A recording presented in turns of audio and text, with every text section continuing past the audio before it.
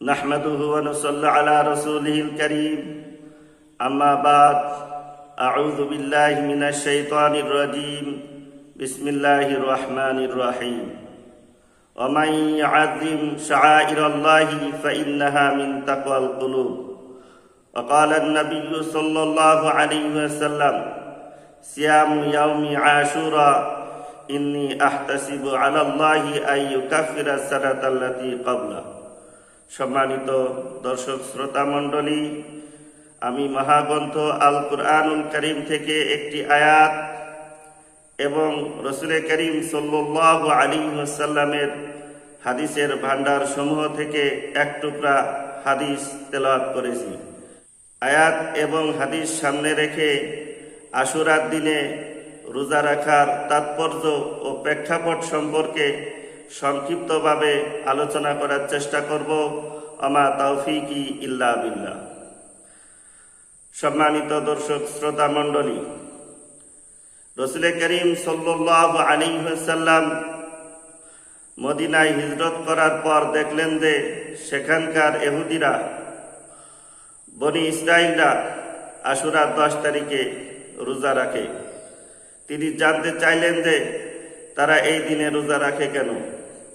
তখন তাকে জানানো হলো যে এই দিনে আল্লাহ তাআলা তার কুদরতে বনি ইসরাইলকে সমুদ্র পার করে নিয়েছেন, আর ফেরাউন তার বাহিনীকে সমুদ্রে নিমজ্জিত করেছেন। এর শুকর আদায় করার জন্য হযরত মূসা আলাইহিস সালাম রোজা রেখেছেন। কারণ এটা আল্লাহ পাকের কত বড় একটা নিয়ামত ছিল যে কোনো রকম নৌযান ছাড়াই এই মহাসমুদ্র তারা পার হতে পারলেন। আল্লাহর কুদরতে পানি ফাঁক হয়ে সমুদ্র গর্ভে রাস্তা বের হয়ে গেল। সেই রাস্তা দিয়ে মূসা আলাইহিস সালাম এবং তার বাহিনী নিরাপদে পার হয়ে গেলেন। আর ফেরাউন ও তার বাহিনী সহ সেখানে নিমজ্জিত হয়ে গেল। এই মহা নিয়ামতের শুকর আদায় করার জন্য হযরত মূসা আলাইহিস সালাম এই দিনে রোজা রেখেছেন এবং তার অনুসারীরা অর্থাৎ বনি ইসরাইলরা, ইহুদিরা হযরত মূসা আলাইহিস সালামের অনুসরণে রোজা রেখে আসছিল। রাসূল করিম সাল্লাল্লাহু আলাইহি ওয়াসাল্লাম যখন জানতে পারলেন যে ইহুদিরা তাদের গোত্রের পূর্বসূরীদের ভাগ্যে আল্লাহর যে নিয়ামত লাভ হয়েছিল তার শুকর আদায় করার জন্য হযরত মূসা আলাইহিস সালামের অনুসরণে এই দিনে রোজা রেখে আসছে, তখন তিনি বললেন, নাহনু আহাক্কু বিমূসা মিনকুম ফাসামাহু ওয়া আমারা বিসিয়ামিহি। মূসা আলাইহিস সালামের অনুসরণে তোমাদের থেকে আমরা বেশি করব, তাই তিনি রোজা রাখা শুরু করলেন এবং সাহাবীদেরকে রোজা রাখতে বললেন। এই হলো আশুরা দিনের তাৎপর্য।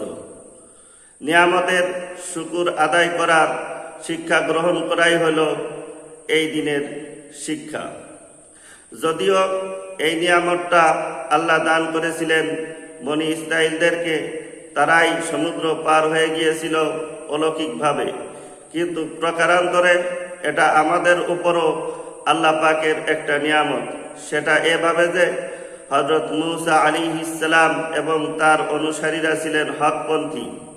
এই হিসেবে তারা হলেন আমাদের পূর্বপুরুষ বা পূর্বসূরি, আর আমাদের পূর্বসূরিদের উপর যা নিয়ামত প্রকারান্তরে সেটা আমাদের উপরও নিয়ামত। এই দৃষ্টিভঙ্গিতেই রাসূল করিম সাল্লাল্লাহু আলাইহি ওয়াসাল্লাম শুকর আদায় করার জন্য রোজা রেখেছেন, তাই আমরাও রোজা রাখব।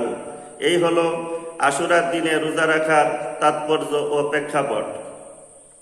আশুরার দিনে রাসূল করিম সাল্লাল্লাহু আলাইহি ওয়াসাল্লাম রোজা রেখেছেন এবং রোজা রাখার কথা বলেছেন, তাই এই দিনে রোজা রাখাকে মুস্তাহাব বলা হয়েছে। আশুরার রোজার ফজিলত সম্পর্কে রাসূল করিম সাল্লাল্লাহু আলাইহি ওয়াসাল্লাম বলেছেন, সিয়ামু ইয়াউমি আশুরা ইন্নী আহতাসিবু আলাল্লাহি আন ইউকাফিরা সানাতাল্লাতী ক্বাবলা। আমি আল্লাহর কাছে আশা রাখি আশুরার দিনে রোজা রাখলে আল্লাহ তাআলা পিছনের 1 বছরের গুনাহ মাফ করে দিবেন।